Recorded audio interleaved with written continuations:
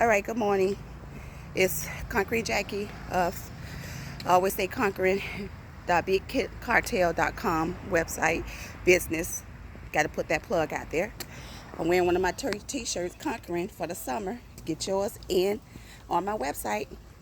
So anyway, this morning I wanted to talk about adult kids and the adults' relationship with their parents. Adult children relationships with their parents. And I want to ask the question: Are we are we responsible for their lives now? And if we are responsible for their lives now, um, does it depend on how many kids they have? And does it depend on what type of parent that parent was to that child?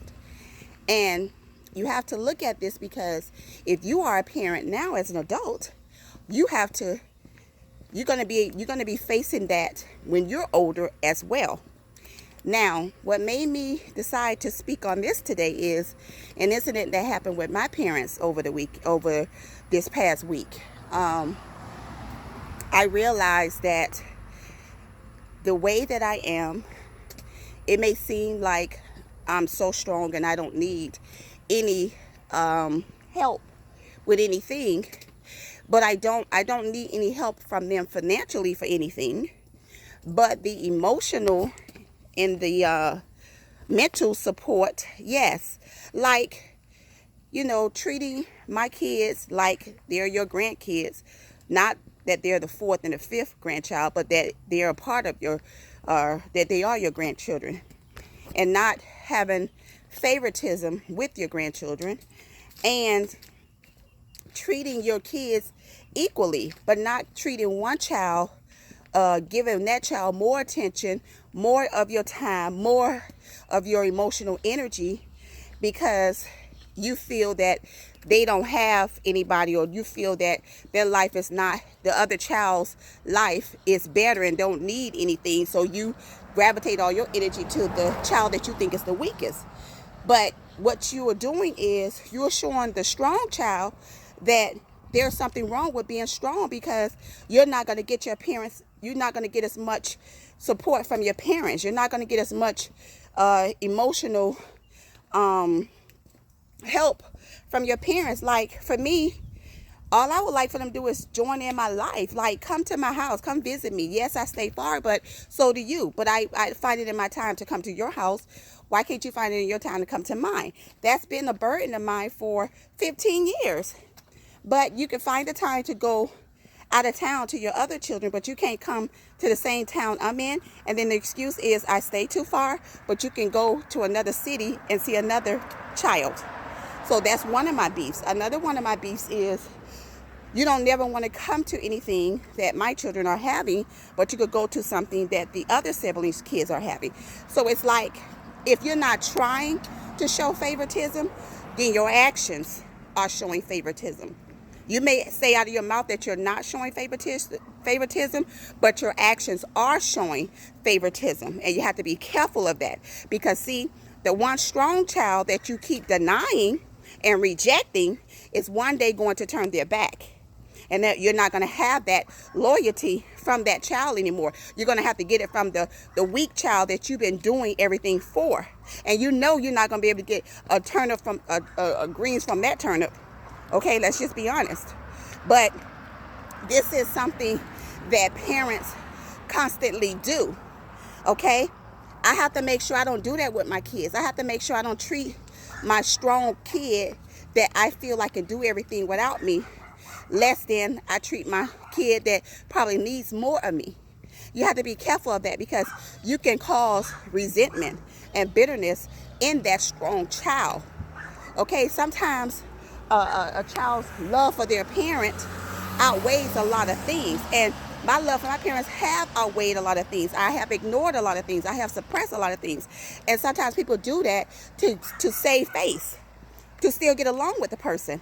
But then guess what? You doing that you're kind of like cutting off your nose to spite your face. because you're hiding how you really feel, and the person never really gets why you're upset. The person never really gets your side of the story. And then when you suppress all of that, it explodes, because you're suppressing, you're putting a flame over that fire. And once that fire, when that fire explodes, then all hell's going to break loose. You're just going to come out like you're angry, and they're not going to receive the message. So this week was one of those weeks where I had that conversation with my mom, and it did come out explosive. I wasn't rude and nasty, but the emotional feelings was all tied up in there together. I had to remind her of what she was not there for me for. And it's like a lot of people think that you're not supposed to be honest with your parents. Why?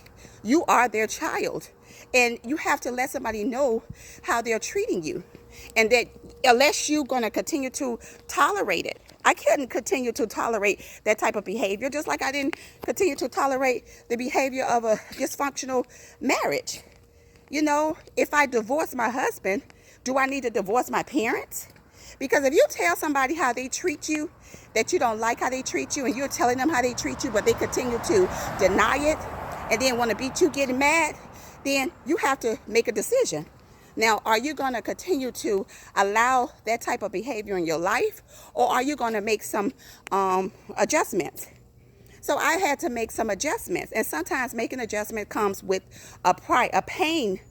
You know, sometimes you're going to go through pain when you make adjustments, because anything that you cut off, it has to grow back.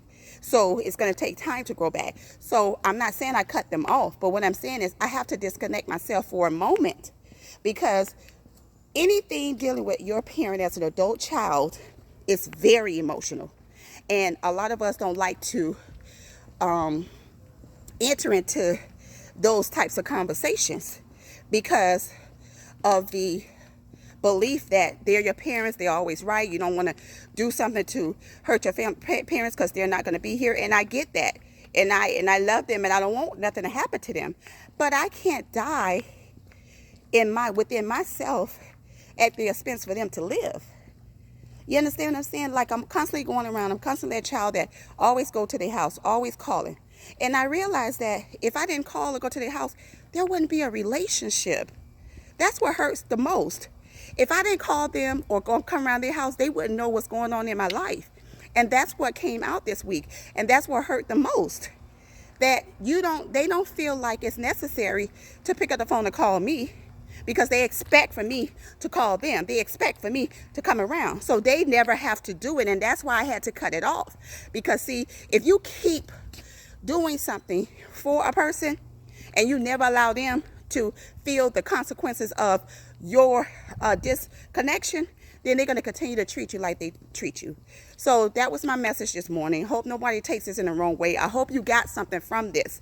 Follow me at Always Stay Conquering. Okay, so have a good day. Bye.